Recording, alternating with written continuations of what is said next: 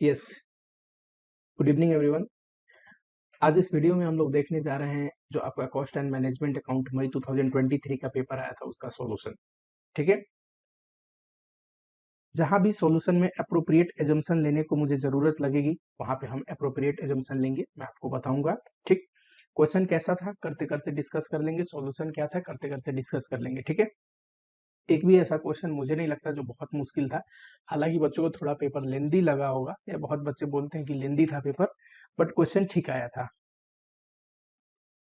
चलो, question number 1 का जो कि आपका कंपलसरी क्वेश्चन है, उसका पहला क्वेश्चन है,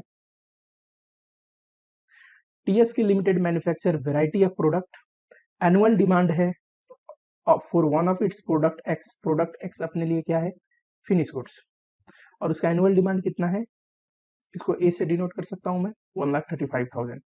product X to B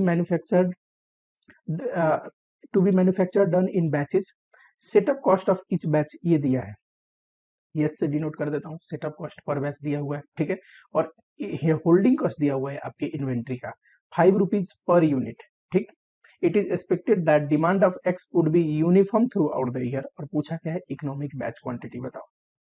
raw material के लिए हम क्या पढ़ते हैं ना, economic order quantity, economic order quantity. वैसे ही फिनिश गुड्स के लिए हमने एक पढ़ा है इकोनॉमिक बैच क्वांटिटी की, कितने की बैच में फिनिश गुड्स को प्रोड्यूस करे कि कॉस्ट मिनिमम आए। ठीक, बड़ा ही सिंपल फॉर्मूला है, तीनों चीज यहाँ पे दिया हुआ है। ठीक है, इकोनॉमिक बैच क्वांटिटी का फॉर्मूला क्या होगा, 2AS डिवाइड बाई सी। ठीक, और रूट ओवर ये आ गया 13,500, यानी कि हमें एक बैच में 13,500 यूनिट्स प्रोड्यूस करनी चाहिए। साथ ही में दूसरा क्वेश्चन पूछता है, assume that the company has policy of producing 7,500। Obviously जब 13,500 प्रोड्यूस करके कॉस्ट मिनिमम आएगा तो 7,500 अगर हम प्रोड्यूस कर रहे हैं तो कुछ ना कुछ एक्स्ट्रा कॉस्ट इनकर्ड होगा। पर बैच इतना प्रोड्यूस कर रहा है, calculate additional cost.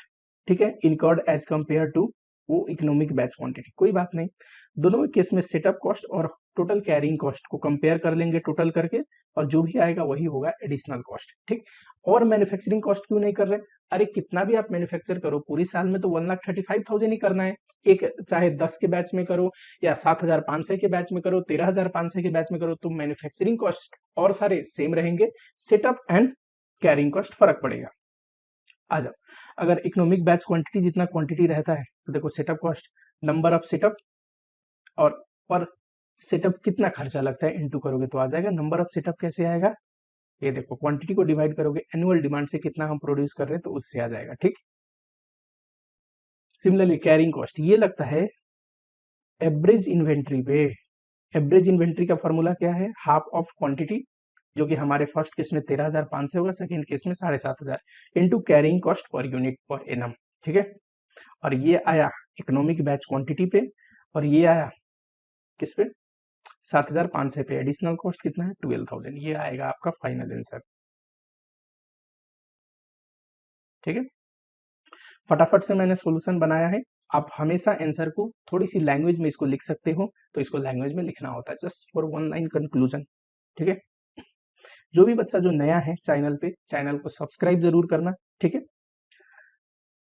SMC Limited is producing a particular design of toes under the existing incentive scheme। ये कहाँ से आया, एम्प्लॉय कॉस्ट या फिर लेबर कॉस्ट आप बोल सकते हो। ठीक है, बहुत ही आसान, जैसे पहला क्वेश्चन इजी था, सेकेंड क्वेश्चन भी क्या बोलोगे आप, इजी बोलोगे। ठीक, आ जाओ, normal working hour in a week 48 hours, left shift 12 hours. जो पेमेंट है वर्किंग आवर जो नॉर्मल है, यानी कि 48 घंटे लोग नॉर्मल काम करते हैं एक हफ्ते में 48 घंटे, और एक्स्ट्रा टाइम जिसको आप ओवर टाइम बोल सकते हो, लेट शिफ्ट बोल सकते हो, 12 घंटे काम करते हैं। नॉर्मल वर्किंग आवर में आपको कितना मिलता है, 150 पर आवर। ठीक है, एंड लेट शिफ्ट में आपको डबल मिलता है, 300 रुपया per hour. Average output per operator is 60 hours per week. Average output per operator is 60 hours per week including late shift is 82। कह रहा है जो 60 घंटे आप काम कर रहे हैं ना वर्कर, 48 आवर नॉर्मल और 12 घंटे लेफ्ट शिफ्ट में, वो टोटल 60 घंटे काम करके इतना प्रोड्यूस करता है एक ऑपरेटर। ठीक है, 82। ये एक्चुअल आउटपुट है अभी करंट सिनेरियो में। Management is now decided to implement labour cost payment with either Rowan premium plan, ठीक है, इंसेंटिव स्कीम आप इंप्लीमेंट कर रहे हैं, या फिर हॉलसे का प्रीमियम प्लान ठीक, in order to increase output, eliminate late shift, यानी कि आउटपुट भी बढ़ाएंगे और लेट शिफ्ट जो 12 घंटे काम कर रहे थे ना वो भी अब हटा देंगे, ठीक है, यानी कि 48 आवर्स में ही ज्यादा आउटपुट लाने के लिए हमें थोड़ा सा इंसेंटिव प्लान इंप्लीमेंट करने की जरूरत है। देखते हैं रिड्यूस लेबर कॉस्ट, और लेबर कॉस्ट भी कम आएगा, देखते हैं किसमें लेबर कॉस्ट कितना आएगा। फ्लोइंग इन्फॉर्मेशन इज ऑब्टेन्ड, अच्छा ये इन्फॉर्मेशन जो दिया है ये तो दिया है रोवन एंड हल्से का वेजेस निकालने के लिए, हल्से के अनुसार कितना वेजेस आएगा। पूछा क्या है, Rowan premium plan, Halsey premium plan time save का 50% लेना है, ठीक, वैसे भी कुछ नहीं बोलता तो हल्से में हम 50% ही लेते हैं, ठीक। Existing time rate, existing time rate तो बहुत आसान है, एक्चुअल आवर कितना घंटा काम करते हैं और एक्चुअल रेट, पर प्रॉब्लम क्या है 48 आवर्स के लिए 150 है, प्लस जो बचे हुए 12 घंटा है उनके लिए 300 आवर्स है, तो इतना आएगा टोटल, है ना, ये यहाँ पे किया हुआ है, ठीक है। चलो अब रोवन प्लान आते हैं, सेकेंड में यही है, standard time allotted for 10 toys is 7.10 toys के लिए कितना घंटा हम दे रहे हैं 7.5 आवर्स, ठीक है। स्टैंडर्ड आवर निकालना जरूरी है, तभी तो स्टैंडर्ड आवर और एक्चुअल आवर को कंपेयर करके आप टाइम सेव निकालोगे, क्योंकि दोनों प्लान में टाइम सेव आपको पता होना चाहिए, उसके बाद ही आप निकाल पाओगे, ठीक। टाइम रेट 150, ठीक है, कुछ नहीं बोलता तब भी हम 150 ही लेते हैं। Assuming that operator works for 48 hours in a week, ये ऊपर भी बोला था बात कि हम लेफ्ट शिफ्ट को हटा देंगे, यानी कि एक्चुअल आवर कितना हो गया 48, प्रोड्यूसेस 100 टॉयज, स्टैंडर्ड आवर बताओ कितना आएगा, 10 के लिए हम 7.5 घंटे देते हैं, तो 100 टॉयज के लिए कितना देंगे, 100 टॉयज के लिए देंगे 7.5 डिवाइड बाई 10 इंटू 100, ये आएगा बच्चे कितना 75 आवर्स। बताओ हमने किसी काम को करने के लिए 75 आवर्स दिए, लेकिन उस काम को 48 आवर्स में किया गया है, तो टाइम सेव कितना आएगा 27 आवर्स। अब बस लगा दो फॉर्मूला, अगर रोवन प्लान के अनुसार इंसेंटिव प्लान के अनुसार कर रहे हो तो वेजेस तो नॉर्मली निकलेगा, actual our into rate, plus bonus कैसे निकलता है, actual our into rate into time save divide by standard our कर दोगे तो ठीक है, ठीक है, आ जाएगा, ये आएगा 9792। वैसे ही हल्से के अनुसार नॉर्मल वेजेस तो वैसे ही निकलेगा, actual our into rate, plus bonus कैसे निकलता है, टाइम सेव का जो वेजेज है उसका 50% आप उसको दे दीजिए, time save into rate into 50%, सब चीज निकाला हुआ है, इजिली फॉर्मूले में डाल दोगे आ जाएगा। थर्ड क्वेश्चन है बहुत बढ़िया क्वेश्चन है, ये क्वेश्चन है, ये भी आप क्या बोलोगे इजी क्वेश्चन बोलोगे, कहीं ऐसा कुछ नहीं है जो आपको ज्यादा देर फंसाए। मार्जिनल का क्वेश्चन है, बहुत प्यारा क्वेश्चन है। सबसे पहले दिया है पीवी रेशियो, पीवी रेशियो का मतलब होता है contribution divide by sales, total में भी ले सकते हैं पर यूनिट में भी ले सकते हैं, ये बताता है सेल्स का कितना परसेंट कंट्रीब्यूशन है, ठीक। अगर हम मान लो 30% है, यानी कि 100 रुपया सेल करते हैं, तो वेरिएबल कॉस्ट 70 काटने के बाद 30 रुपया अपने हाथ में कंट्रीब्यूशन बचता है, ठीक है। मार्जिन ऑफ सेफ्टी दिया है 25%, इसका मतलब होता है देखो सेल्स के दो हिस्से होते हैं, एक ब्रेक इवन पॉइंट और बचा हुआ सेल्स को बोलते हैं मार्जिन ऑफ सेफ्टी। अगर ये 25% है टोटल सेल का, तो टोटल सेल का ये कितना होगा 75%, सिंपल। फिक्स कॉस्ट दिया हुआ है 12,60,000। सबसे पहला है ब्रेक इवन सेल रुपीज में निकालिए, ब्रेक इवन सेल का फॉर्मूला होता है फिक्स कॉस्ट डिवाइड बाई, अगर यूनिट में निकालना है तो कंट्रीब्यूशन पर यूनिट, रुपीज में निकालना है तो पीवी रेशियो। चलिए फिक्स कॉस्ट भी पता है, पीवी रेशियो भी पता है, तो पहले का आप इजीली निकाल सकते हो। दूसरे में पूछा है टोटल सेल्स, एक बात बताओ बीईपी आ गया और हमें पता है बीईपी 70% है सेल का, 70 नहीं 75%, 75% है सेल का।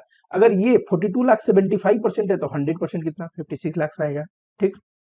कह रहा है प्रपोज सेल निकालिए if company want to earn present profit after reducing 10% in fix cost, अभी जितना कमा रहे उतना ही कमाना चाहते हैं, बस फिक्स कॉस्ट 10% घट जाएगा। अब बताओ सेल कितना होगा, बड़ा सिंपल है, पहले अभी कितना कमा रहे निकाल लो। टोटल सेल 56 लाख है, इनटू करोगे पीवी रेशियो से तो कंट्रीब्यूशन आ जाएगा, माइनस कर दोगे फिक्स कॉस्ट तो आ जाएगा प्रेजेंट प्रॉफिट।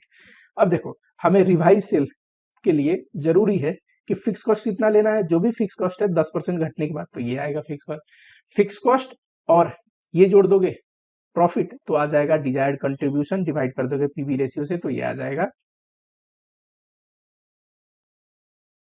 Desired sales. ठीक, किस में है? रुपीज में। और यही देखो पीवी रेशियो है तो मैंने हमेशा समझाया कि आंसर किस में आएगा? रुपीज में। सेल्स इन रुपीज, अभी भी सेल्स निकालना है। To earn profit of 20% on sale assuming fix cost remains unchanged. Fix cost इस बार कितना मानना है? वही 12,60,000। और प्रॉफिट कितना लेना है? 20% ऑन सेल। हमें सेल खुद नहीं पता तो सेल को मानेंगे एक्स। मैंने जब इंपॉर्टेंट क्वेश्चन टिक करवाया था तो ये बोला था कि बहुत बार एक क्वेश्चन टिक करवाया था कि profit this much percent on sale जब पूछे तो सेल भी नहीं पता है तो सेल को एक्स मान लो। ठीक है, सेल को हमने मान लिया एक्स। अब देखो सेल्स में से पीवी रेशियो इनटू कर दूंगा तो ये आ जाएगा कंट्रीब्यूशन, फिक्स कॉस्ट घटा दूंगा तो आ जाएगा प्रॉफिट। ये इक्वेशन सही है।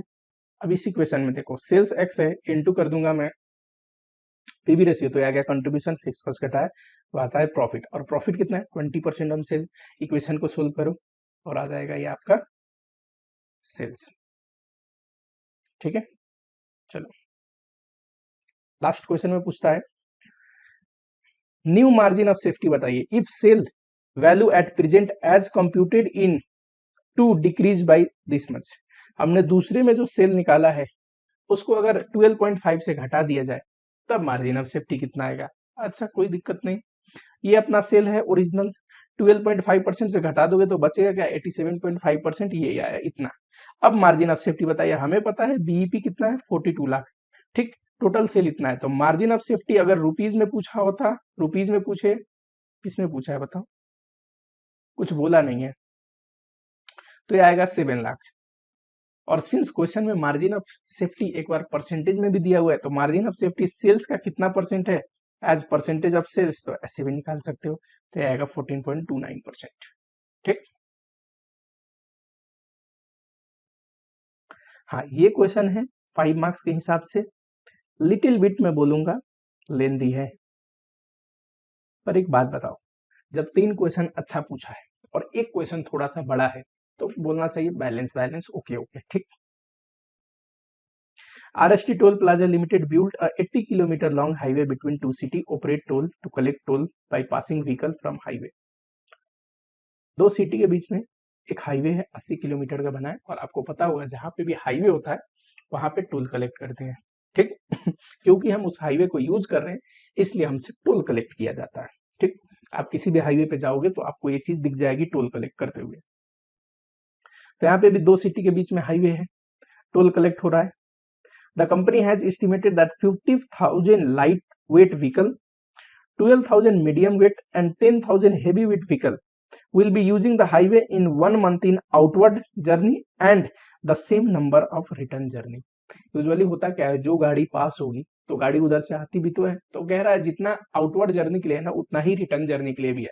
और ध्यान रखना जब हम जाते हैं तब भी टोल पे करते हैं, जब हम आते हैं तब भी टोल पे करते हैं। ठीक,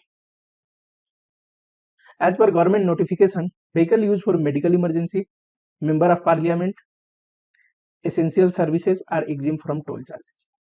कुछ इंपॉर्टेंट चीज एग्जिम्ट है जैसे कि इमरजेंसी के लिए, मेडिकल इमरजेंसी के लिए, एसेंशियल सर्विसेज के लिए जो व्हीकल जा रहे हैं उनको एग्जिम्ट किया गया है। ठीक, ये मेंबर ऑफ पार्लियामेंट का भी व्हीकल एग्जिम्ट किया गया है। It is estimated that 10% of light weight vehicle will pass of such use, यानी कि टोटल जो 50,000 है ना उसमें से 10% यानी कि 5,000 ऐसे व्हीकल होंगे जो इन पर्पस के लिए पास हो रहे हैं तो वो तो टोल पे करेंगे नहीं, क्योंकि टोल किसको पे करना है? इनके बाहेक और लोगों को। तो सिर्फ 45,000 ऐसे लाइट वेट व्हीकल होंगे जो पे करेंगे। It is the policy of company that if vehicle return with in 24 hour of their outward journey the toll fair will be reduce by 25% automatically. कह रहा है अगर गाड़ी पास हुई टोल पे करके, अगर वो विद इन 24 आवर गाड़ी वापस आती है तो टोल फेयर कितना लगेगा? 25% कम लगेगा। यहाँ पे एक एम्बिग्यूटी है, क्वेश्चन में कंफ्यूजन है। जो ये टोल फेयर है ये टोटल टोल फेयर का 25% कम लगेगा कि जाते टाइम तो ठीक है पूरा टोल फेयर लगा, आने वाले टाइम सिर्फ आने का जो टोल फेयर है, एक साइड का टोल फेयर है उसका 25% कम लगेगा। ठीक है, ये दोनों तरीके से एज्यूम कर सकते हैं। सोचो कोई व्हीकल जा रही है ठीक, जाते टाइम उसको थोड़ी ना पता है 24 आवर के भीतर में एक टोल वाले को कि आएगा या नहीं आएगा। अगर व्हीकल 24 आवर में आता है तो ऐसा भी एज्यूम कर सकते हैं कि रिटर्निंग वाले जो टोल है ना उसमें हमको एग्जिम्पशन मिला 25% का। आप ऐसा भी एज्यूम कर सकते हो कि टोटल टोल में। सबसे बेहतर क्या होगा, दोनों एज्यूम करके कर लो, ये तो छोटा सा ही फर्क पड़ने वाला है। ठीक, मैंने यहाँ पे क्या किया है, दोनों एज्यूम करके करा दिया है। ठीक है, चलो। It is estimated that 30% of light weight vehicle will return with in the specified time period. Light weight vehicle जो है उसका 30% ऐसे होंगे जो कि 24 घंटे के अंदर अंदर में आ जाएंगे। टोल फेयर के लिए यहाँ पे दिया हुआ है मीडियम वेट क्या होगा, 2.5 टाइम्स ऑफ लाइट वेट, तो लाइट वेट को x मान लेंगे, और heavy weight 2 times of medium wait. अगर लाइट वेट को x मानेंगे तो मीडियम वेट 2.5x हो जाएगा, और हेवी वेट इसका भी 2 टाइम्स यानी कि 5x हो जाएगा। टोल फेयर एज्यूम कर लेंगे। ठीक, कह रहे हैं टोटल टोल से कितना रेवेन्यू होना चाहिए, तो कॉस्ट इतना है और उस पर 10% तो हमें कमाई होनी चाहिए। दोनों इसमें 10% आप जोड़ोगे तो ये आएगा 65 लाख। तो जितने भी व्हीकल गुजर रहे हैं ना, 45,000 लाइट वेट वाले, 12,000 मीडियम वेट वाले और 10,000 हेवी वेट वाले, उनसे टोटल टोल कलेक्ट होके इतना आना चाहिए। ठीक है, एक महीने के अंदर। चलो, पूछ रहा है calculate the toll rate for each type of vehicle if concession facility are not available on return journey. तो बड़ा सिंपल हो गया। चलो, एक तो देखो अभी मैंने बताया कॉस्ट इतना है, 10% प्रॉफिट यानी कि रेवेन्यू हमें इतना कलेक्ट करना है टोल से। ठीक है, टोल चार्जेस लाइट वेट का अगर मैं एक्स मानता हूं तो मीडियम का 2.5x हो जाएगा, हेवी का इतना हो जाएगा। अब देखो टोटल टोल चार्जेस कितना कलेक्ट होगा, 45,000 है ना लाइट वेट वाले, 5,000 तो एग्जिम्ट है ना, उनको टोल लगेगा नहीं, इंटू 2 रिटर्न जर्नी के लिए भी, और इंटू उनका फेयर। वैसे ही मीडियम वाला 12,000 है, इंटू 2 करोगे, जो जा रहा है गाड़ी वो रिटर्न भी आएगा, रिटर्न आते टाइम भी पे करेगा, इंटू 2.5 उनका टोल फेयर। ऐसे करके आप जोड़ लोगे, ये आ गया। और दिस, ये जो टोटल टोल रेवेन्यू है ये कितना होना चाहिए, 65 लाख के आसपास। तो ये 65 लाख से इक्वेट करोगे तो आ जाएगा 26 किसका आएगा, लाइट वेट का। तो मीडियम का कितना, इंटू 2.5 करोगे 65। ठीक है, और ये हैवी वेट का कितना, इंटू 2 करोगे 130। 26 इंटू 2.5 65। ठीक है, दूसरे क्वेश्चन में पूछा है टोल रेट निकालिए किसका, लाइट वेट का, if return concession facility is available. Returning time में जो व्हीकल रिटर्न हो रहा है 24 आवर में उनको 25% की छूट मिलेगी, ये अगर अवेलेबल है तो लाइट वेट का आप बताइए टोल चार्जेस कितना होगा। Assuming revenue on from light weight vehicle calculated in option 1 remain same. Option 1 में लाइट वेट से जितना कमा रहे हैं ना टोटल रेवेन्यू उतना ही कमाएंगे। तो ठीक है, पहले देखो यहाँ पे ये कितना है, 90,000, यही है ना लाइट वेट से कमाने वाला रेवेन्यू, इंटू 26, तो ये आ गया 23,40,000। ठीक है, पहला मैं अगर ये एज्यूम करता हूं, पहले तो toll charges, let the toll charges, normal toll charges भी एक्स। अब देखना अगर कंसेशन टोटल टोल पे अवेलेबल है तो देखो 45 इंटू 2 करोगे तो 90 आएगा। यहाँ पे ये 90 हमने निकाला है ना, क्योंकि 45,000 जाएंगे भी तो एक बार पे करेंगे, आएंगे तो फिर टोल पे करेंगे। टोटल 90,000 से कलेक्ट करना है। 30% उनमें से कैसा होगा, जिसको सिर्फ टोटल टोल फेयर का 75% पे करना है, और 90,000 का जो 70% है वो कैसे हैं, जिनको पूरा टोल फेयर पे करना है। और इक्वेशन को निकालोगे तो ये आएगा। ये क्या है, ये नॉर्मल फेयर है। तो कंसेशनल फेयर कितना आएगा, ये दोनों आपको करके दिखाना था एग्जाम में। ठीक है, इसका 75% कितना आएगा, 28.108 इंटू 0.75, 21.09। ठीक है, अब मान लेते हैं अगर आप ऐसा एज्यूम करते हैं कि सिर्फ रिटर्न जो हो रहा है ना, रिटर्निंग टोल फेयर में वो कंसेशन अलाउड है, जो रिटर्निंग टोल फेयर है सिर्फ उसमें 25%, जाते टाइम सबको फुल पे करना है। रिटर्न अगर जो 24 घंटे के अंदर आया तो रिटर्निंग वाले टोल में 25% का कंसेशन है, तब कितना आएगा। देखो 45,000 इंटू एक्स, ये क्या है, आउटवर्ड के लिए जब हम जा रहे हैं। अब जो आ रहे हैं उसमें से 30%, 45,000 का 30% कितना होगा, ये इसको सिर्फ इतना पे करना है, 75% टोल फेयर का।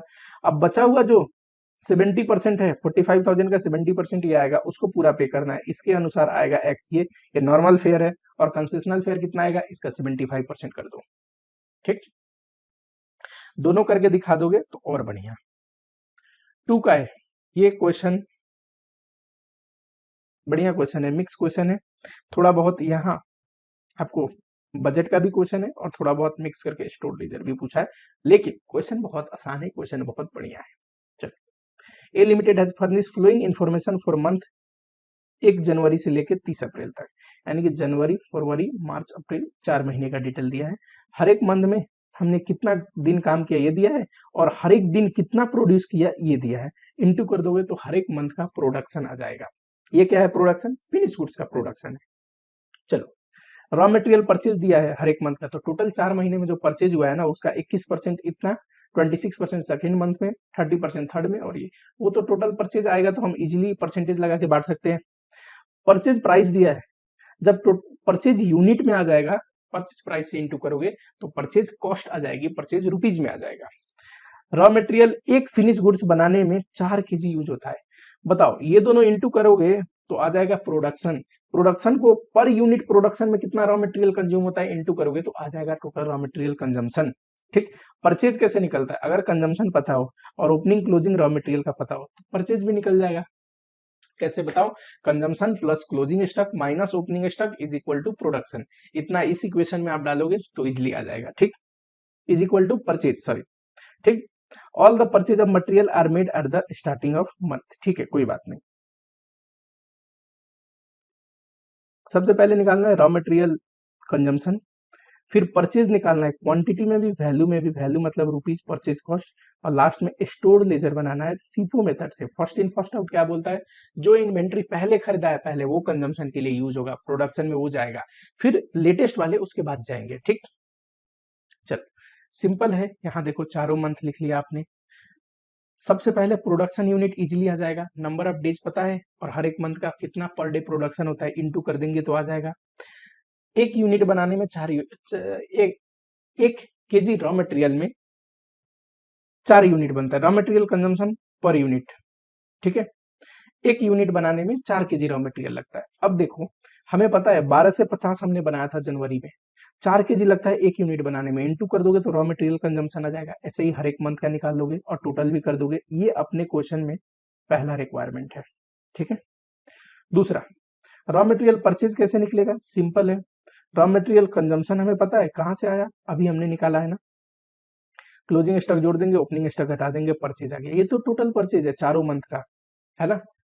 हर एक मंथ का कैसे निकालोगे? तो यहाँ पे दिया हुआ है किस मंथ में हम कितना परचेज करे थे, तो इस टोटल परचेज को परसेंटेज वाइज बांट दोगे तो हर एक मंथ का परचेज क्या आ जाएगा? यूनिट में। ये भी पूछा है सेकेंड पार्ट में, है ना। सेकेंड पार्ट में 2 चीज पूछा है, एक तो यूनिट में और दूसरा रुपीज में। देखो, अब हमें यूनिट में परचेज पता है और पर यूनिट परचेज प्राइस भी पता है, तो उससे इंटू कर दोगे तो परचेज कॉस्ट आ जाएगा, टोटल कितना परचेज कॉस्ट आया। ठीक, तो ये तो आ गई दूसरे क्वेश्चन की सॉल्यूशन। थर्ड में क्या है? Store laser. ठीक, आ जाओ।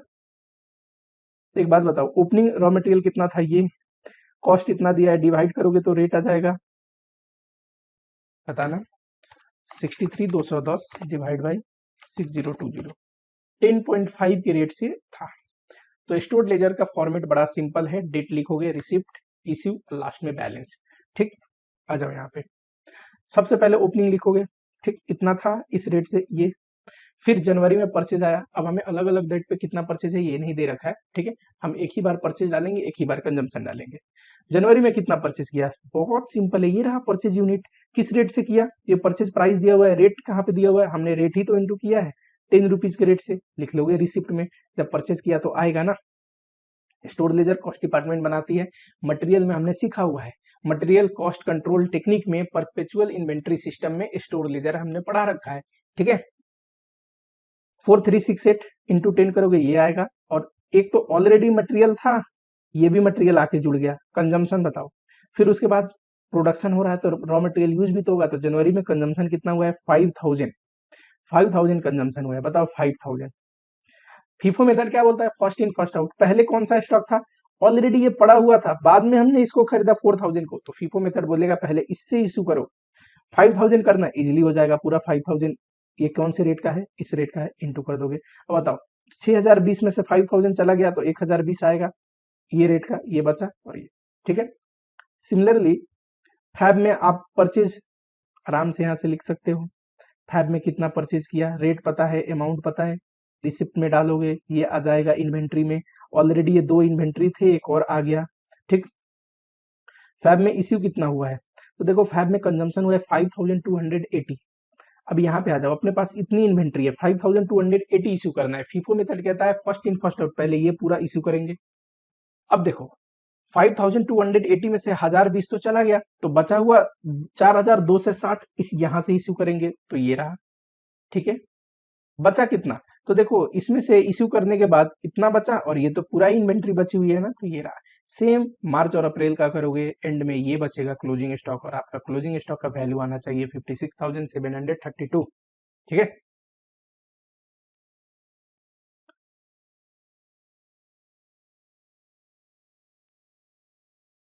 अगला जो क्वेश्चन है इसका बी पार्ट, ये भी बढ़िया क्वेश्चन है। बढ़िया क्वेश्चन क्यों बोलूंगा मैं, बहुत ही कंसेप्चुअल क्वेश्चन है। अगर आपके कंसेप्ट क्लियर है तो आराम से बनेंगे, कंसेप्ट क्लियर नहीं है तो मुश्किल आएगा। एक्सक्लेशन क्लॉज का भी पॉइंट है, ठीक, और वेरिएंस भी पूछा है। कहने को बोला है कि कितना कॉस्ट इंक्रीज या डिक्रीज, इसी को वेरिएंस बोलते हैं स्टैंडर्ड कॉस्टिंग में, तो आपको घबराने जैसा कोई बात नहीं है। ठीक, कॉन्ट्रैक्ट रेवेन्यू कितना है, 70 lakh. Furnish flowing detail, first year में देखो ये मटेरियल क्या है, कॉन्ट्रैक्ट का एक्सपेंस है, डेबिट होगा। वेजेस ये क्या है, डेबिटेड टू कॉन्ट्रैक्ट अकाउंट। और ये क्या है, वर्क सर्टिफाइड, ये वैल्यू ऑफ वर्क सर्टिफाइड है, अपने लिए रेवेन्यू है, क्रेडिट साइड में लेंगे। वर्क अनसर्टिफाइड क्या है, तो ये है कॉस्ट ऑफ वर्क अनसर्टिफाइड, ये वो खर्चा है जो हमने बना तो लिया है पर सर्टिफाइड नहीं हुआ है। ठीक, तो मैचिंग कंसेप्ट क्या बोलता है, जितने का रेवेन्यू है उसी से रिलेटेड कॉस्ट हमें दिखानी चाहिए टू डिटरमाइन द प्रॉफिटेबिलिटी। पढ़ा था कि नहीं, तो मैचिंग कंसेप्ट जब ये कहता है तो देखो सर्टिफाइड का ही अगर रेवेन्यू है तो कॉस्ट भी सिर्फ वर्क सर्टिफाइड का लेना होगा, और ये टोटल कॉस्ट में से अनसर्टिफाइड का कॉस्ट घटा दोगे तो सर्टिफाइड का कॉस्ट आएगा। मैंने बोला फॉर्मेट में घटाने की जरूरत नहीं, क्रेडिट साइड में कर दोगे तो ऑटोमेटिकली ये कॉस्ट रिडक्शन का काम करेगा। एक प्लांट परचेज है, ठीक है, और उसका डेप्रिसिएशन ऑलरेडी दिया हुआ है 85,000, तो ठीक है, डेप्शन में खर्चे में ये डेप्रिसिएशन भी डालेंगे 85,000। चलो, एक्सक्लेशन क्लॉज का पॉइंट बाद में पढ़ते हैं, पहले क्वेश्चन की रिक्वायरमेंट पढ़ते हैं। कॉन्ट्रैक्ट अकाउंट बोला है both year without considering escalation clause, ठीक है। उसके बाद बोला है total value of contract considering escalation clause. सबसे पहले तो कॉन्ट्रैक्ट अकाउंट बनाना है, उसको लिए एक्सक्लेशन क्लॉज का कोई लेना देना नहीं है, बहुत सिंपल है। कॉन्ट्रैक्ट अकाउंट कुछ करना ही नहीं है कॉन्ट्रैक्ट अकाउंट के लिए, ये चारों खर्चे दिए थे, डेप्शन भी दिया था, वर्क सर्टिफाइड अनसर्टिफाइड का अमाउंट दिया था, आ गया नोशनल प्रॉफिट। सेकेंड ईयर में आप आओगे, सेकेंड ईयर में एक इंपॉर्टेंट कंसेप्ट यहाँ पे, चलो समझा दूं पहले। देखो ये जो वर्क सर्टिफाइड है ना फर्स्ट ईयर में, ये फर्स्ट ईयर तक के एंड में है। सेकेंड ईयर का मतलब होता है up to the end of second year. अब जब हम सेकेंड ईयर की प्रॉफिटेबिलिटी देख रहे हैं तो सिर्फ दूसरे साल में कितना वर्क सर्टिफाइड हुआ ये देखना है। और ये क्या है, इसका मतलब है अप टू 2 ईयर, यानी कि इसमें फर्स्ट ईयर का जुड़ा है तो फर्स्ट ईयर का हमें हटाना है। ठीक, फर्स्ट ईयर का हटाने का तरीका क्या है, क्रेडिट साइड में अगर वर्क सर्टिफाइड का वैल्यू रख रहे हैं तो डेबिट साइड में ओपनिंग बैलेंस रख देंगे तो ऑटोमेटिकली हट जाएगा। ठीक है, तो जो भी वर्क सर्टिफाइड है ये अगले साल क्या होगा, ओपनिंग होगा। तो ओपनिंग कहां पे रखोगे, यहाँ पे रखोगे। समझ में आया ओपनिंग इधर क्यों रख रहे हैं, क्योंकि हमें जो लेना है वर्क सर्टिफाइड ये सिर्फ सेकेंड ईयर का लेना है, टोटल 2 ईयर्स का नहीं लेना, क्योंकि फर्स्ट ईयर का यहाँ पे हमने ले चुके हैं। ठीक, चलो, तो ओपनिंग ये रख दोगे, क्लोजिंग ये रख दोगे। दूसरे साल में काम पूरा खत्म हो गया, इसलिए कॉस्ट ऑफ वर्क अनसर्टिफाइड कुछ नहीं है। खर्चे ये गिवन है, डेप्शन गिवन है, प्रॉफिट इजिली आप निकाल सकते हो। अब आते हैं एक्सक्लेशन क्लॉज पे। There is a provision of escalation clause in a contract with increase in material labour and rate in second year only. देखो हो सकता है फर्स्ट ईयर में ही मटेरियल और लेबर का रेट ज्यादा कम हुआ, लेकिन फर्स्ट ईयर में जो एक्स्ट्रा कॉस्ट इनकर्ड हुआ है ना महंगाई की वजह से, वो हम नहीं दे रहे, सिर्फ सेकेंड ईयर में दे रहा है। एक्सक्लेशन क्लॉज का डेफिनेशन क्या है, कोई बताएगा मुझे, कमेंट बॉक्स में लिखना, किसी बच्चे को पता हो तो। एक्सक्लेशन क्लॉज एक क्लॉज है which is included in a contract to protect the contractor against unexpected rise in price of material labour and expense. यहाँ पे मटेरियल लेबर सिर्फ बोल रहा है तो सिर्फ मटेरियल और लेबर का लेंगे, पर क्या मैंने बोला डेफिनेशन में, unexpected increase in price of material and labour. Price में, प्राइस की वजह से जो चेंज आती है ना, सिर्फ वो एक्सक्लेशन क्लॉज कवर करता है, क्वांटिटी की वजह से चेंज आती है वो नहीं। ठीक, मान लो लेबर महंगा आया तो कितना महंगा आया, उस वजह से जो रेट महंगा था उसकी वजह से जो एक्स्ट्रा कॉस्ट लगा वो आपको मिल जाएगा, लेकिन लेबर ने बहुत घंटे लगाए बनाने में, वो नहीं मिलेगा। ठीक, लेबर की इफिशियंसी कवर्ड नहीं है, लेबर का रेट कवर्ड है, सिंपली कहूं तो। ठीक है, तो इसका फॉर्मूला कैसे होगा एक्सक्लेमेशन क्लॉज निकालने का? देखो, standard price minus actual price करोगे तो आपको पता चल जाएगा कि प्राइस में कितना डिफरेंस है, या फिर आप simply actual price minus standard price कर दो तो प्राइस का डिफरेंस पता चल जाएगा। ठीक है, इनटू क्या करना है? स्टैंडर्ड क्वांटिटी, यही याद रखना है। क्यों एक्चुअल क्वांटिटी? क्यों नहीं बोलो सर, प्राइस वेरिएंस हम पढ़ते थे कहां पे? स्टैंडर्ड कॉस्टिंग में, तो एक्चुअल क्वांटिटी करते थे यहाँ पे, पर एक्सक्लेमेशन क्लॉज में नहीं करना। क्वांटिटी की वजह से जो एक्स्ट्रा कॉस्ट लगा वो कवर्ड नहीं होता एक्सक्लेमेशन क्लॉज में, सिर्फ प्राइस की वजह से कवर्ड होता है जो एक्स्ट्रा कॉस्ट लगता है, इसलिए स्टैंडर्ड क्वांटिटी से इंटू करोगे। लेबर में यही क्या हो जाएगा? Actual rate minus standard rate into standard quantity, और सिर्फ सेकेंड ईयर का लेना है। ठीक है, क्योंकि फर्स्ट ईयर में जो एक्स्ट्रा लगेगा वो एक्सक्लेमेशन क्लॉज में कवर्ड नहीं है। अब आ जाओ, standard material for first and second year is this much, ये स्टैंडर्ड क्वांटिटी दिया है। दिस मच रेट से स्टैंडर्ड रेट दिया है। Whereas actual consumption for this much in first year, ये एक्चुअल है फर्स्ट ईयर का, पर इसके लिए एक्सक्लेमेशन क्लॉज अप्लाई नहीं होगा, सेकेंड ईयर के लिए होगा। ये रहा एक्चुअल क्वांटिटी, ये रहा एक्चुअल रेट, ये रहा। ठीक, देखो एक्सक्लेमेशन क्लॉज निकालोगे मटेरियल का, स्टैंडर्ड एक्चुअल प्राइस कितना है? 1 से 5, स्टैंडर्ड प्राइस कितना है? 90, और क्वांटिटी कितना इंटू करोगे?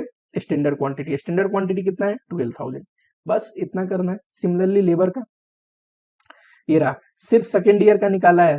क्यों? क्योंकि सेकेंड ईयर का ही एक्सक्लेमेशन क्लॉज में बोला है। सेकेंड ईयर में रेट कितना है? 130, स्टैंडर्ड रेट कितना है? 120, स्टैंडर्ड आवर कितना दिया है? फर्स्ट ईयर का 10,000, इससे हमें कोई लेना देना नहीं। सेकेंड ईयर का 9,000, सेकेंड ईयर के 9,000 से इंटू करोगे एक्सक्लेमेशन क्लॉज निकल जाएगा।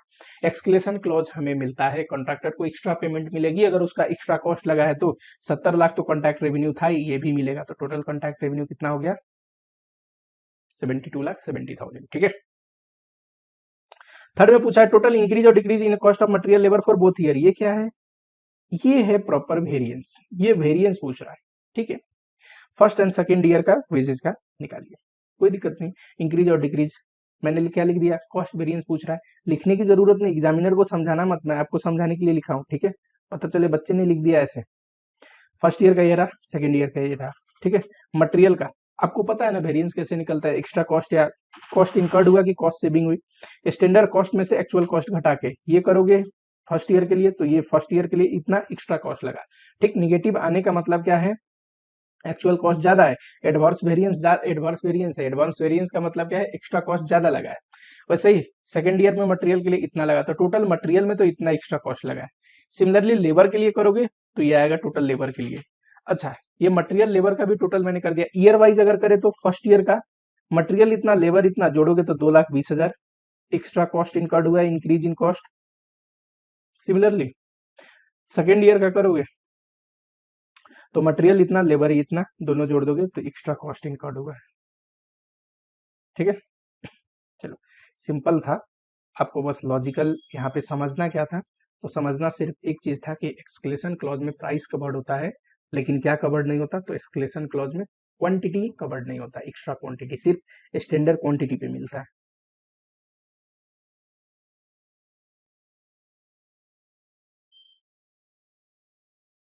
अगला क्वेश्चन है, क्वेश्चन नंबर 3 का है, देखो PQR manufacture 3 product XYZ, output दिया है तीनों प्रोडक्ट का, X का इतना, Y का इतना, Z का इतना। सेलिंग प्राइस दिया है, डायरेक्ट नहीं दिया है, रिलेशन के थ्रू दिया है। X का कितना है? 1.25 ऑफ Z, whereas Y का कितना है? Double of Z। ठीक है, तो Z का अगर हमें पता हो सेलिंग प्राइस तो X और Y का निकल जाएगा। क्यों? क्योंकि इनका रिलेशन Z के साथ दिया हुआ है। और Z का कितना है? This much on marginal cost, ध्यान रखना है आपको, 20% on marginal cost. Marginal cost का मतलब होता है वेरिएबल कॉस्ट, वेरिएबल कॉस्ट। और वेरिएबल कॉस्ट में क्या आएगा? डायरेक्ट मटेरियल आएगा, डायरेक्ट लेबर आएगा, वेरिएबल ओवरहेड आएगा वेरिएबल कॉस्ट में। ठीक है, तो इसको बोलोगे आप मार्जिनल कॉस्ट। चलो, अदर इन्फॉर्मेशन XYZ का दिया है, डायरेक्ट मटेरियल दिया है, डायरेक्ट लेबर दिया है। ठीक है, पर यूनिट दे चुका है आपको। Raw material use for all 3 product is same. ठीक है, कोई बात नहीं, अच्छी बात है। Direct wages are paid for per labour hour. ठीक है, इससे आपको एक प्रोडक्ट बनाने में कितना घंटा लगेगा ये पता चल जाएगा। कैसे? एक्स का एग्जांपल लेते हैं। एक्स में लेबर को पर यूनिट, एक यूनिट में लेबर 16 रुपया लगा है, और हमें पता है लेबर 1 घंटे में उसको 4 रुपया पे करते हैं, तो यानी कि 4 घंटा लगाया होगा बनाने में। किसी को 4 रुपए पर घंटे के हिसाब से आप पे कर रहे हो, टोटल उसका वेजेस 16 आया, तो यानी कि 4 घंटे काम किया है कि नहीं, तो एक्स में 4 घंटा लगा। कैसे निकला, जो ये कॉस्ट है ना, लेबर कॉस्ट पर यूनिट, इसको डिवाइड कर दिया लेबर आवर रेट से, ठीक है। वैसे ही वाई का 6 आवर आएगा और जेड का 4 आवर आएगा। ओवरहेड टोटल कंपनी का ये रहा, जिसमें से कह रहा है out of which 1 rupees labour our is variable and rest is fix. जितना भी 1 रुपीज लेबर आवर ये वेरिएबल का लिए दिया हुआ है, तो हमें अगर लेबर आवर टोटल पता हो इंटू 1 कर देंगे तो वेरिएबल ओवरहेड आ जाएगा, और टोटल ओवरहेड में से वेरिएबल घटा देंगे तो फिक्स आ जाएगा इन नेक्स्ट ईयर, ठीक है। अब नेक्स्ट ईयर का कहानी बाद में पढ़ेंगे, पहले क्वेश्चन देखते हैं क्या पूछ रहा है। It is anticipated that all other cost will remain same for the next year. Opening closing stock कुछ नहीं है। Selling price remains unchanged in next year, selling price next year में भी सेम रहेगा। बताइए current position and position for next year indicating total product wise contribution. देखो हर एक प्रोडक्ट से कितना कंट्रीब्यूशन आ रहा है इस साल भी और अगले साल भी, और profit as a whole total contribution तीनों प्रोडक्ट का जोड़ दोगे तो टोटल कंट्रीब्यूशन ऑफ कंपनी आ जाएगी, फिक्स कॉस्ट घटा दोगे तो आ जाएगा कंपनी एज अ होल का प्रॉफिट, ठीक। चलो ये 2 मिनट बाद पढ़ेंगे, पहले आधा क्वेश्चन जितना हमने पढ़ लिया उस अनुसार बनाते हैं। डायरेक्ट मटेरियल दिया है, डायरेक्ट लेबर दिया है, वेरिएबल ओवरहेड का रेट हम निकाल लेंगे, ठीक। कैसे, हमें पता है कितना घंटा लगेगा, 1 घंटे में 1 रुपया लगता है, ये भी दिया हुआ है, तो मार्जिनल कॉस्ट आ जाएगा। हमें पता है जेड का दिया हुआ था, मार्जिनल कॉस्ट पे 20% हम प्रॉफिट ऐड करके बेचते हैं, तो 20% अगर जोड़ेंगे तो 8 रुपया आएगा, ठीक है। तो 48 रुपीज इसका सेल प्राइस आ जाएगा। बताओ वाई का कितना दिया है, जेड का 2 टाइम्स, और एक्स का कितना दिया है, जेड का 1.25 टाइम्स, तो आराम से सेलिंग प्राइस निकल जाएगा। बताओ सेलिंग प्राइस पता है और वेरिएबल कॉस्ट पता है, तो इनको डिफरेंस निकलेगा जो selling price minus variable cost, उसको क्या बोलते हैं, contribution per unit. Total unit भी हमें पता है, क्वेश्चन में दे रखा है, इनटू कर दोगे तो टोटल कंट्रीब्यूशन आ जाएगा तीनों प्रोडक्ट का। अच्छा तीनों प्रोडक्ट का कंट्रीब्यूशन जोड़ दोगे तो टोटल कंपनी का कंट्रीब्यूशन आ जाएगा, फिक्स कॉस्ट घटा दोगे तो ये आ गया। अच्छा फिक्स कॉस्ट इतना कैसे आया, तो ये देखो, चलो फिक्स कॉस्ट कैसे आया, हर एक प्रोडक्ट बनाने में हमें कितना घंटा लगेगा ये पता है, इनटू कर देंगे तो टोटल आवर्स आ जाएगा, 39,60,000 आवर्स आया। हमें पता है ना वेरिएबल कॉस्ट एक लेबर आवर के लिए 1 रुपया आता है, ठीक, 1 पर लेबर आवर, तो इंटू 1 करेंगे तो ये आ गया वेरिएबल कॉस्ट। टोटल ओवरहेड में से वेरिएबल कॉस्ट घटा दोगे तो फिक्स कॉस्ट आ जाएगा। सेकेंड ईयर की कहानी में क्या इंक्लूड है कि नेक्स्ट ईयर में एक्स और जेड का सेल बढ़ा है, ठीक है, तो सेल बढ़ा है तो क्वांटिटी इंक्रीज कर देंगे जितने से दे रहा है, और वाई का डिक्लाइन हुआ है 5%, तो इसका क्वांटिटी डिक्रीज कर देंगे। तो क्वांटिटी जितना आएगा उसके अनुसार हमें फ्रेश लेबर आवर निकालनी पड़ेगी, फ्रेश वेरिएबल ओवरहेड निकलेगा और बैलेंस क्या होगा अपना फिक्स ओवरहेड, कोई दिक्कत नहीं। टोटल ओवरहेड दिया हुआ है यहाँ पे सेकेंड ईयर के लिए, वेरिएबल ओवरहेड रेट दिया है, ठीक है।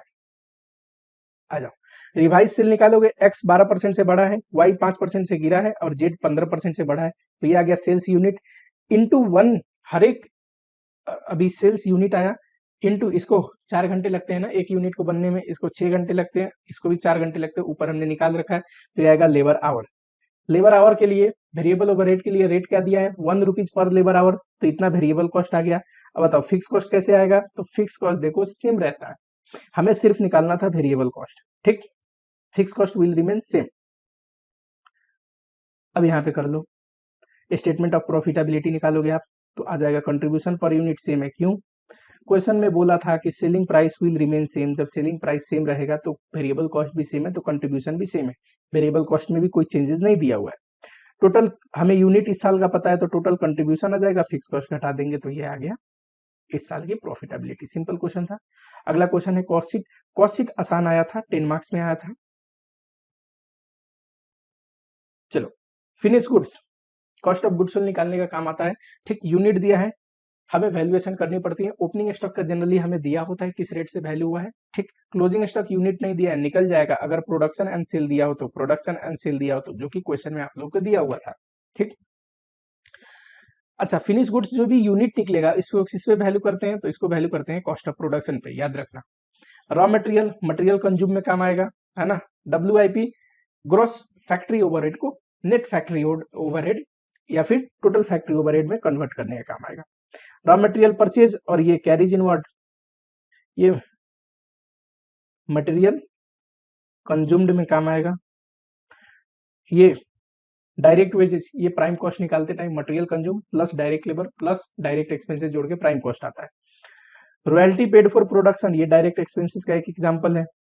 ये purchase of special design mould and pattern इनका जो एमोटाइजेशन होता है ना, ये क्या है, डायरेक्ट एक्सपेंस है।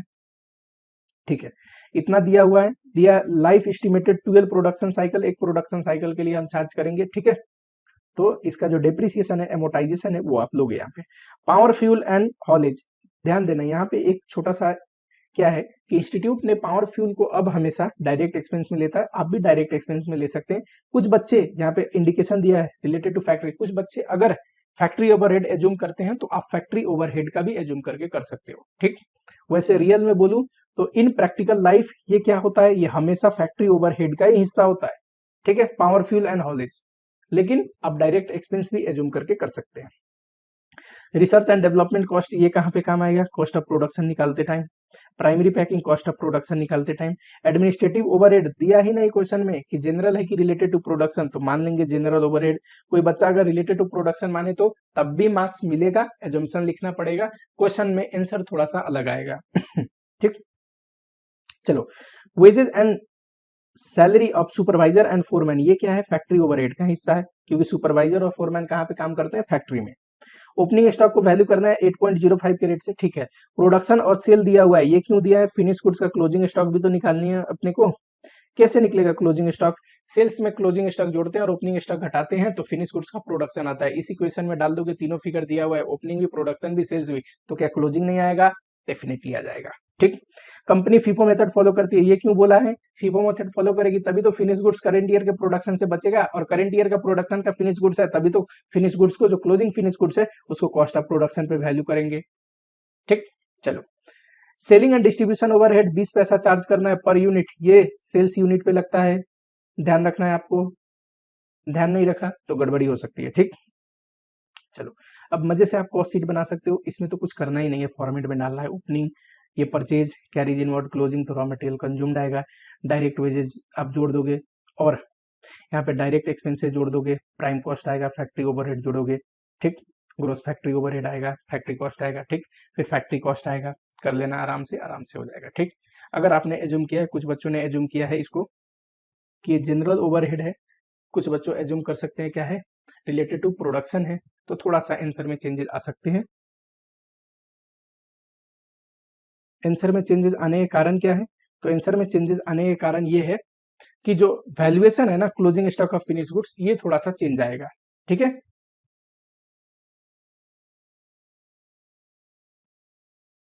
चलो ठीक है, अगले क्वेश्चन को देखते हैं। पूछा क्या है, तो बहुत बढ़िया क्वेश्चन पूछा है एक तो कॉस्ट शीट बना के ये सारे शो करो, कॉस्ट शीट बनाओगे तो ऑटोमेटिकली आएगा। सेलिंग प्राइस निकालिए, if profit is to be charge 20% on sale, जो भी कॉस्ट आएगा वो कितना, 80 है, सेल्स को आप कितना मान लोगे 100, तो कॉस्ट 80 और प्रॉफिट कितना हो जाएगा 20। तो कॉस्ट अगर 80 है, टोटल कॉस्ट हमें पता ही है, तो आराम से इस इक्वेशन में डाल के आप निकाल सकते हैं। ठीक है, चलो ये क्वेश्चन बहुत बढ़िया था, जॉइंट कॉस्ट अपोर्शनमेंट का। ABC produces x that passes through 3 process RST, हम एक प्रोडक्ट बनाते हैं एक्स जो कि 3 प्रोसेस से होके पास होता है, R, S और T। 3 type of raw material JKL is used in the ratio this much in process R। पहला R है, इधर रॉ मटेरियल इंटर करते होंगे, फिर बन के निकलता होगा तो यस में प्रोसेस होता होगा, फिर टी में, फिर फाइनल गुड्स आता होगा। बोला जो रॉ मटेरियल है ना वो 3 टाइप्स ऑफ रॉ मटेरियल, एक तो J और K और L, और किस रेशियो में 4:2, यानी कि टोटल हमें इनपुट पता हो रॉ मटेरियल का, तो इस रेशियो में बांट देंगे तो इंडिविजुअल का आ जाएगा। Output of each process is transfer to next process. ठीक है, प्रोसेस का तो डेफिनेशन ही है कि output of one process become input for subsequent process. Process loss है 10% of total input in each process, यानी कि हर एक प्रोसेस में 10% लॉस हो जाता है। फॉर एग्जांपल अगर हमने 100 यूनिट डाला R में, तो R से प्रोसेस होकर 90 यूनिट ही निकलेगा। यस में वो 90 यूनिट डलेगी तो उससे प्रोसेस होके 9 यूनिट और 10% 9 यूनिट और घट जाएगा, 81 यूनिट ही निकलेगा। यानी कि हर एक प्रोसेस से गुजरते टाइम जितना इंटर हुआ होता है उसका 10% प्रोसेस में लॉस हो जाता है। ठीक है, at the stage of output in T, ये लास्ट प्रोसेस है यानी कि फिनिश गुड्स, अब by product Z is emerge in the ratio of main product x 80:20, यानी कि लास्ट में जब टी प्रोसेस से निकलता है ना, तो दो चीज, एक्स तो अपना मेन प्रोडक्ट है, ये हम बना रहे हैं, ये बाई प्रोडक्ट जेड एक निकल जाता है, ठीक। और रेशियो क्या है, 80:20, ठीक। 100 यूनिट अगर निकला है तो 80 यूनिट क्या है, मेन प्रोडक्ट, और 20 यूनिट क्या है, by product. Selling price of x भी दिया हुआ है, बाई प्रोडक्ट जो है उसका भी सेलिंग प्राइस दिया हुआ है, ठीक है। Product, the company produces this much KG of x, finish goods दिया हुआ है किसका, एक्स का, ये रहा एक्स का फिनिश गुड्स कितना निकला है, एक्स कितना प्रोड्यूस हुआ है, ये देखो टोटल प्रोडक्शन का 80% होता है ना, तो 20% कितना आएगा, ये टोटल प्रोडक्शन कितना आएगा, अगर ये 80% है तो इंटू 100 कर दोगे तो टोटल प्रोडक्शन आ जाएगा, ये तो बड़ा सिंपल है। और क्या पूछा है, जे 15 पर केजी के रेट से लेके आते हैं रॉ मटेरियल, के रॉ मटेरियल 9 पर केजी से, एल 7 पर केजी से, हर एक प्रोसेस में जो आरएसटी है, वेरिएबल कॉस्ट और फिक्स कॉस्ट कितना लगता है, ये दिया हुआ है। No realisable value of process loss, ठीक है कोई बात नहीं। पूछा क्या है, present statement showing apportionment of joint cost on the basis of sale value of X and Y at split of point and profitability of X and Z, ठीक। कह रहा है sale value of split at split of का मतलब होता है जब T process से निकला तो उस समय का दोनों का सेल प्राइस दिया है, क्वांटिटी से इंटू कर दोगे सेल वैल्यू आ गया, उस रेशियो में आप जॉइंट कॉस्ट को अपॉर्शनमेंट करिए, प्रॉफिटेबिलिटी बताइए, तो सेल प्राइस में से, सेल वैल्यू में से जॉइंट कॉस्ट अपॉर्शनमेंट घटा दोगे तो आपको आ जाएगा प्रॉफिटेबिलिटी, बड़ा सिंपल है, ठीक। अब देखो यहाँ पे ये तो टी का आउटपुट है, तो टी में इनपुट कितना डला होगा, देखो 100 यूनिट डलने पे ना 90 यूनिट निकलेगा, क्यों, 10% लॉस हो जाएगा ना प्रोसेस में, 10% लॉस हो जाएगा प्रोसेस में, तो इनपुट कितना डला होगा, ठीक। ये जो है ये 90 है, तो 100 कितना, इतना डला होगा इनपुट, जो टी के लिए इनपुट है वही तो यस के लिए आउटपुट भी है, तो मैं इसको लिख सकता हूं आउटपुट फॉर यस, ठीक है। वैसे ही आउटपुट ऑफ आर, ये एस के लिए इनपुट है पर आर के लिए आउटपुट है, बताओ इधर 100 डलता है तो इधर 90 निकलता है, इसी रिलेशन से निकाल सकते हो, अगर ये 90 है तो 100 कितना, सिमिलरली इसके लिए भी निकाल सकते हो, अगर ये 90 है तो 100 कितना, 25,000 आएगा। 25,000 टोटल इनपुट डले थे आर में, 10% लॉस हुआ तो 22,500 आया, ऐसे ही आप रीवेरीफाई भी कर सकते हैं। 25,000 किस रेशियो में यूज हुआ है, रॉ मटेरियल, तो 4:4:2 के रेशियो में जब बांटोगे तो इतना क्वांटिटी आएगा, रेट दिया हुआ है, इंटू करोगे तो परचेज प्राइस भी आ जाएगा रॉ मटेरियल का। ये तो बस वर्किंग है, वर्किंग को टेबुलर फॉर्म में भी दिखा सकते हो, मैंने जानबूझ के आपको डायग्रामेटिक फॉर्म में लिखा है कि आपको अच्छे से समझ में आए। जॉइंट कॉस्ट निकालते हैं टोटल तीनों प्रोसेस से होने के बाद, देखो प्रोसेस पहला आर में मटेरियल कितना लगा, ये तीनों को इंटू करके लिख दो, जोड़ोगे तो इतना ही आएगा, ठीक। वेरिएबल ओवरहेड कितना लगा, तो वेरिएबल ओवरहेड के लिए दिया हुआ है पर केजी 5 रुपीज का रेट लगा, हमने कितना इनपुट डाला था, 25,000 केजी, इंटू 5 करोगे, ये फिक्स ओवरहेड दिया है, तो आर से जो फाइनल प्रोडक्ट निकले ना उसका कॉस्ट ये था, तो ये तो इनपुट हो जाएगा यस के लिए, है ना, और यस में वेरिएबल ओवरहेड फिक्स ओवरहेड लगा होगा, यस में कितना यूनिट गया है बताओ, 22,500, यहाँ पे देखो आर का आउटपुट कितना है, 22,500, यही तो यस के लिए इनपुट है, और वेरिएबल ओवरहेड तो उतने पे ही लगेगा ना जितना इनपुट हमने डाला है, ठीक है। तो ये आ गया यस, अब ये टोटल यस से प्रोसेस होने के बाद जो कॉस्ट आई वो है, लास्ट टी प्रोसेस है, टी प्रोसेस में वेरिएबल और फिक्स ओवरहेड लगेगा, और ये टोटल जॉइंट कॉस्ट आ गया, तीनों प्रोसेस का टोटल प्रोसेसिंग कॉस्ट है, तीनों प्रोसेस का, इसको बोलेंगे जॉइंट कॉस्ट, ठीक। इसको अपॉर्शनमेंट करना है किस रेशियो में, sale value of split up, देखो क्वांटिटी स्प्लिट अप पॉइंट पे दिया हुआ है, ये भी दिया है, इंटू करोगे सेल वैल्यू और टोटल जॉइंट कॉस्ट को इस रेशियो में बांट दोगे तो आ जाएगा। प्रॉफिटेबिलिटी के लिए क्या करोगे, इसी सेल वैल्यू में से जॉइंट कॉस्ट घटा दोगे, प्रॉफिटेबिलिटी आ जाएगी।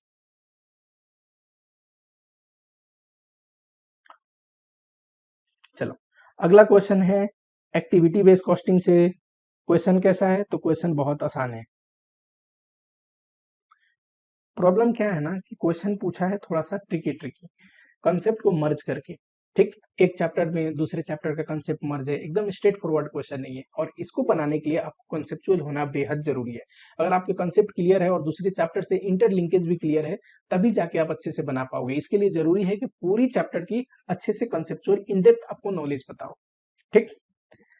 3 प्रोडक्ट हम बनाते हैं, यूनिट दिया हुआ है एबीसी का इतना, प्रेजेंट में हम कैसे ओवरहेड को चार्ज करते हैं, देखो एक्टिविटी बेस्ड कॉस्टिंग है तो फॉर्मेट ही बहुत सिंपल है। एक ट्रेडिशनल मेथड होगा, एक पर्टिकुलर बेस पे हम ओवरहेड को चार्ज कर रहे होंगे, चाहे वो लेबर आवर हो, मशीन आवर हो, ठीक। एक सिंगल रिकवरी रेट होती है। दूसरा एक्टिविटी बेस्ड कॉस्टिंग होती है, ठीक, जहां पे एक्टिविटी को आइडेंटिफाई करते हैं, कॉस्ट ड्राइवर को आइडेंटिफाई करते हैं, उसके बेसिस पे चार्ज करते हैं।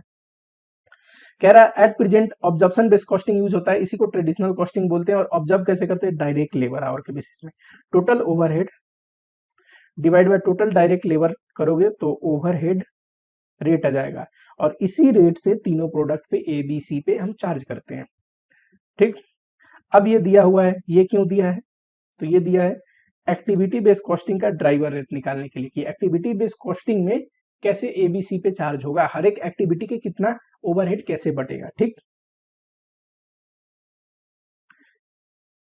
ये रहा ओवरहेड, चार ओवरहेड का टोटल दिया है। बताओ rent and taxes floor area के बेसिस पे, इलेक्ट्रिसिटी एक्सपेंस पावर कंजम्पशन दिया हुआ है उसके बेसिस पे, इनडायरेक्ट लेबर डायरेक्ट लेबर के बेसिस पे, और रिपेयर एंड मेंटेनेंस ये किस चीज का है, मशीन का है ना, तो डायरेक्ट मशीन आवर के बेसिस पे।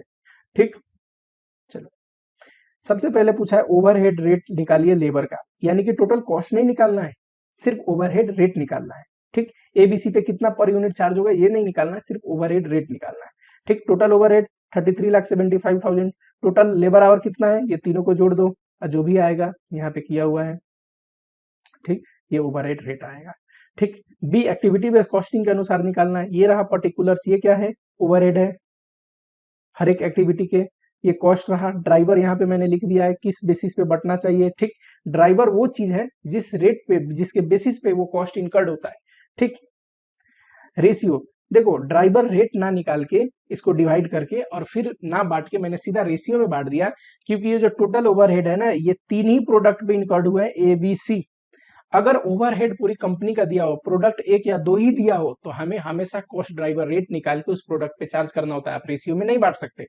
लेकिन अगर टोटल ओवरहेड भी दिया हो और टोटल प्रोडक्ट भी दिया हो, तो ये ओवरहेड इन्हीं प्रोडक्ट का तो है, तो रेशियो में बांटोगे टोटल ऑटोमेटिकली बढ़ जाएगा। और यहाँ पे हमने टोटल ओवरहेड निकाला, और ओवरहेड निकालने के बाद यूनिट से डिवाइड कर दिया, तो पर यूनिट कितना ओवरहेड चार्ज हुआ हर एक यूनिट पे ए बी सी के, ये आपको निकल जाएगा। ठीक,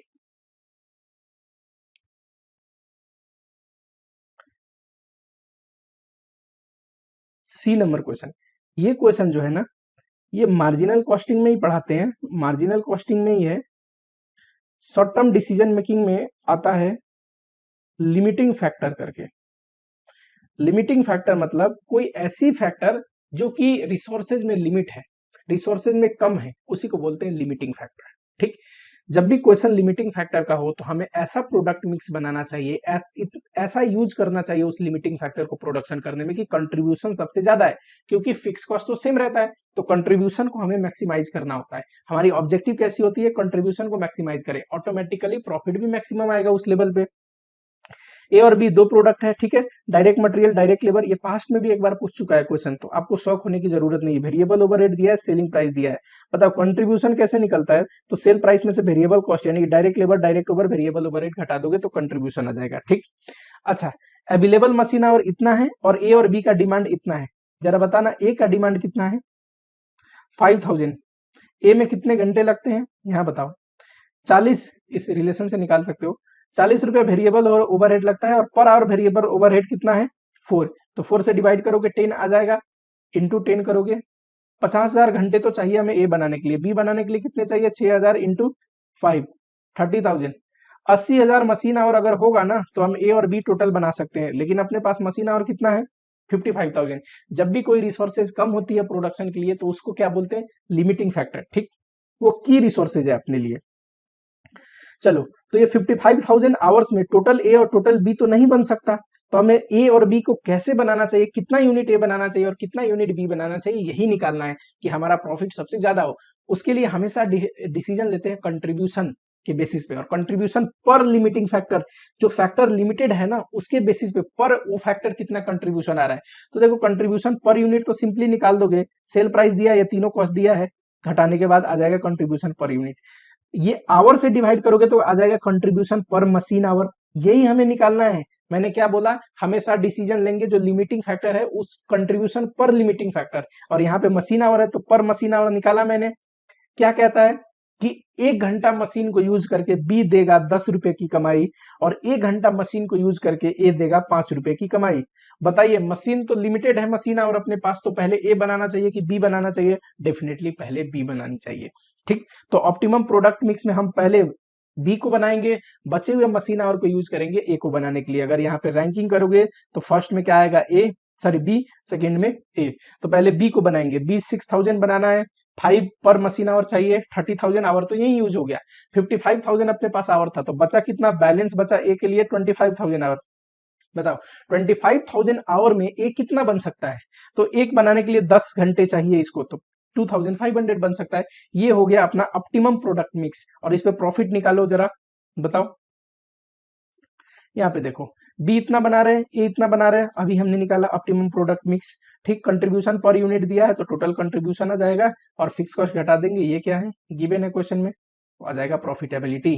ये ऑप्टिमम प्रोडक्ट मिक्स का प्रॉफिट है, सबसे ज्यादा प्रॉफिट इसी लेवल पे आएगा, ऐसे बनाओगे तो। आप एक दूसरा एग्जांपल करके देख लेना, इससे कम ही प्रॉफिट आएगा अगर इस मिक्स में नहीं बनाया तो।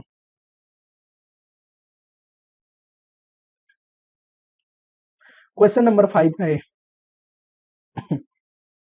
क्वेश्चन है स्टैंडर्ड कॉस्टिंग का। इसमें जो वेरिएबल ये फिक्स ओवरहेड था, ये बहुत आसान था, क्योंकि फिक्स ओवरहेड मैंने जो पढ़ा रखा है, आप यूट्यूब में वीडियो देखेंगे उसमें इतना डिटेल में पढ़ा रखा है और ऐसे तरीके से पढ़ा रखा है कि ये बहुत आसान लगेगा आपको। ये भी बहुत इजी था, और इसमें स्मॉल एक छोटी सी ट्रिक थी। छोटी सी ट्रिक क्या थी, standard hour for actual output निकालने का। इसके लिए आपको एक्चुअल आउटपुट पता होना चाहिए, ठीक है। तो थोड़ा बहुत आपको ट्रिक था, अभी मैं समझाता हूं कैसे करना था। चलो पहले देखो फटाफट, जो भी डेटा दिया हुआ है उसको लिख लो, ऑटोमेटिकली क्वेश्चन ब्रेक होना शुरू हो जाएगा। 12,500 ये मटेरियल के रिगार्डिंग पहले इन्फॉर्मेशन पढ़ रहा हूँ। 12,500 raw material were actually purchase for this month. ये कॉस्ट दिया है, रॉ मटेरियल का एक्चुअल क्वांटिटी दिया है, डिवाइड कर दोगे एक्चुअल रेट आ जाएगा, यही लिखा है, एक्चुअल क्वांटिटी कॉस्ट तो एक्चुअल रेट आ गया। एक्सपेक्टेड आउटपुट इज 8 यूनिट पर 8 unit of x from 1 kg of raw material. 1 kg raw material से 8 यूनिट फिनिश गुड्स का निकलता है, ये बाद में काम आएगा, ठीक है। अभी क्वेश्चन पढ़ो। ओपनिंग क्लोजिंग स्टॉक कुछ नहीं है, मटेरियल प्राइस वेरिएंस दिया हुआ है और मटेरियल कॉस्ट वेरिएंस दिया हुआ है, मैंने लिख लिया प्राइस वेरिएंस फेवरेबल और कॉस्ट वेरिएंस, ठीक है। चलो यहाँ पे अपने को पूछा है स्टैंडर्ड प्राइस बताइए मटेरियल का, स्टैंडर्ड क्वांटिटी बताइए मटेरियल का यूसेज वेरिएंस बताइए। इतना क्वेश्चन से ये 3 चीज बन जाएगा। प्राइस वेरिएंस हमें दिया है, प्राइस वेरिएंस का फॉर्मूला क्या है, standard price minus actual price into actual quantity, और प्राइस वेरिएंस लिख लोगे, फेवरेबल है तो पॉजिटिव में लिखोगे, ये डाल दोगे तो स्टैंडर्ड प्राइस आ जाएगा। मटेरियल कॉस्ट वेरिएंस का फॉर्मूला बताओ। मटेरियल कॉस्ट वेरिएंस का फॉर्मूला एक सिंपल फॉर्मूला है, standard cost minus actual cost. Actual standard cost कैसे निकलेगा, standard quantity into standard price. Actual cost कैसे निकलता है, actual cost into actual price, ठीक। ये मुन्ना आपको एडवर्स दिया हुआ है, तो अगर एडवर्स दिया हुआ है तो आप निगेटिव में लिखोगे और यहां से स्टैंडर्ड क्वांटिटी आ जाएगा, ठीक। ये क्या है, standard quantity for actual output. Actual में हमने जो बनाया है ना, उसके लिए कितना स्टैंडर्ड आउटपुट निकलेगा, ठीक। देखो यहाँ पे दिया हुआ है 1 kg इनपुट से 8 kg आउटपुट निकलता है, और यहाँ पे दिया हमने कितना स्टैंडर्ड इनपुट लिया है, तो इसको इनटू कर दोगे 23,900 को 8 से, तो ये आ गया एक्चुअल आउटपुट, बाद में काम आएगा, ठीक है। अभी ध्यान रखना, बस सिंपली एक रिलेशन आपको समझा रहा हूँ। हमें पूछा क्या है अगला, material usage variance. Usage variance quantity का इफेक्ट, यूसेज का effect standard quantity minus actual quantity into standard price. अब तीनों चीज पता है, आराम से निकाल सकते हो, एडवर्स आएगा ये। लेबर वेरिएंस में देखो, स्टैंडर्ड टाइम दिया है 10 यूनिट बनाने के लिए 15 मिनट, ठीक है, कोई बात नहीं। स्टैंडर्ड वेज रेट है 50। द कंपनी कितने जने को काम में लगाया, 125 वर्कर, जिसमें स्किल्ड और अनस्किल्ड का रेशियो ये है, ठीक है। अगर 125 का 60% करोगे तो ये 75 आएगा, स्किल्ड 75 और अनस्किल्ड कितना 50। चलो, और जो एक्चुअल रेट दिया है ना, तो ये भी दिया हुआ है 50, और ये वीकली आवर दिया हुआ है, तो इससे आवर एक्चुअल आवर कितना काम करे इनटू कर दोगे वर्कर नंबर ऑफ वर्कर से, तो आ जाएगा, ठीक है। स्टैंडर्ड रेट जो ऊपर था ना 50, ये सेम है, बोल रहा है सेमी वर्कर, सेमी स्किल्ड और स्किल्ड के लिए जितना डेटा दिया है उतना पहले पोस्ट कर लो। ये देखो स्किल्ड वर्कर कितना आया था 75, ये कितना आया था 50। 40 घंटे काम करते हैं ना फैक्ट्री, 40 घंटे चलता है, तो 75 इंटू 40 करोगे तो 3000 आएगा, एक्चुअल इतना काम किया होगा, और ये इंटू करोगे 40 से इतना आएगा। रेट हमें पता है एक्चुअल रेट, तो ये आ गया। एक्चुअल में हमने कितना आउटपुट बनाया, इतना आउटपुट बनाया, अभी मैंने पीछे निकाल के बताया था आपको। अब आ जाओ स्टैंडर्ड पे। स्टैंडर्ड में हमें दिया है स्किल्ड हो या अनस्किल्ड, दोनों के लिए रेट सेम है, लेकिन हमें पता करना है स्टैंडर्ड क्वांटिटी, स्टैंडर्ड आवर। अब चलो स्टैंडर्ड आवर निकालते हैं। यहाँ देखो स्टैंडर्ड क्वांटिटी अगर आपको पता हो तो स्टैंडर्ड आवर इजिली निकल जाएगा। कैसे? 10 यूनिट्स के लिए 15 मिनट्स लगते हैं। एक यूनिट के लिए कितना लगेगा? 15 डिवाइड बाई 10। 1,91,200 यूनिट के लिए कितना लगेगा? 15 divide by 10 into 1,91,200।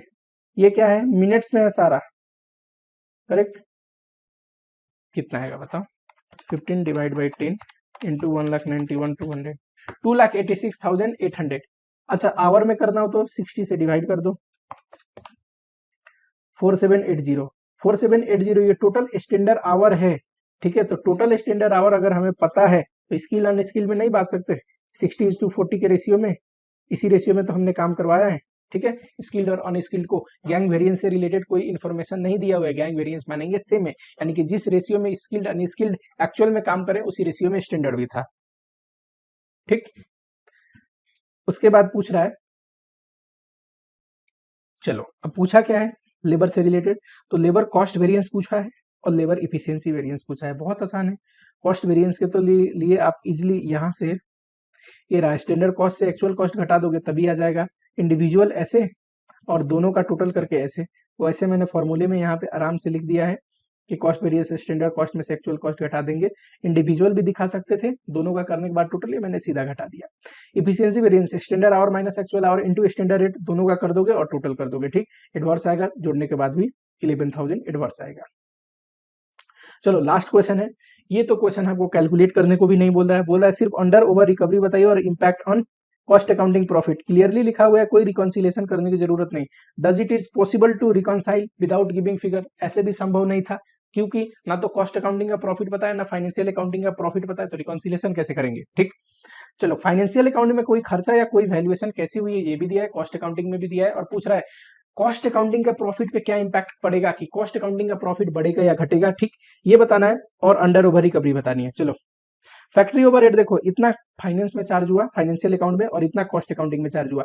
Cost accounting में कितना चार्ज हुआ है? कम चार्ज हुआ है 4,750 से, तो कॉस्ट अंडर रिकवर रह गया, ठीक? तो अंडर रिकवरी लिखोगे, और कम चार्ज होने का मतलब है कॉस्ट अकाउंटिंग का प्रॉफिट बढ़ा होगा, तो लिखोगे प्रॉफिट इंक्रीज बाई 4,500। दूसरा खर्चा भी कम चार्ज हुआ तो अंडर रिकवरी लिखोगे और लिखोगे profit increase by 3,000। Third, selling overhead, ये ज्यादा चार्ज हुआ है, ओवर रिकवरी हो गई है, तो ओवर रिकवरी से क्या होगा? लिखोगे प्रॉफिट डिक्रीज बाई 6,500, ठीक है? उसके बाद ये अंडर ओवर रिकवरी का क्वेश्चन नहीं है, लास्ट का दो वैल्यूएशन से रिलेटेड है। चलो, ओपनिंग स्टॉक का क्या है? ओवर वैल्यूएशन है। ओपनिंग स्टॉक हमेशा खर्चे का काम करता है। जो ओपनिंग स्टॉक है इस साल बना होगा कि नहीं बना होगा, कंज्यूम्ड हुआ होगा कि नहीं, या बिका होगा तो बिकाएगा तब भी तो खर्चे में लेना पड़ेगा, है ना? तो ओपनिंग स्टॉक हमेशा देखना, इसीलिए पहले जो पुराने ट्रेडिंग अकाउंट हम बनाते थे उसमें डेबिट साइड में आता था, तो इसको आप एज ए एक्सपेंस मानो। और ये क्या करेगा? अगर ज्यादा है तो ओवर वैल्यूएशन है तो प्रॉफिट घटाएगा। क्लोजिंग स्टॉक को एज ए इनकम मानो, है ये एज रिडक्शन ऑफ कॉस्ट, पर हम इनकम का इंपैक्ट देता है क्योंकि कॉस्ट में घटने का काम करता है, ठीक? ये ज्यादा है क्लोजिंग स्टॉक, तो इससे क्या हुआ होगा? प्रॉफिट बढ़ा होगा, ठीक? यही चीज मैंने यहाँ पे लिख दिया, अंडर ओवर रिकवरी या फिर ओवर वैल्यूएशन, इससे प्रॉफिट घटा होगा या बढ़ा होगा। इसके बाद आते हैं थ्योरी क्वेश्चन। थ्योरी क्वेश्चन भी आसान थे, आप आराम से करे होंगे। चलिए, वीडियो यहाँ पे बंद होता है। और कैसा लगा आप लोगों को पेपर का सॉल्यूशन? पेपर कैसा आया था एक बार और कमेंट लिखना, ठीक है? मेरे हिसाब से बहुत कंसेप्चुअल था, थोड़े नए क्वेश्चन भी थे क्योंकि एक क्वेश्चन को इंटरलिंक किया था किसी और चैप्टर से भी, स्ट्रेट फॉरवर्ड किसी पर्टिकुलर चैप्टर से नहीं आया था, हालांकि क्वेश्चन आसान थे, ठीक है? चैनल को सब्सक्राइब कर लो, मिलते हैं आप लोगों से अगली वीडियोज में।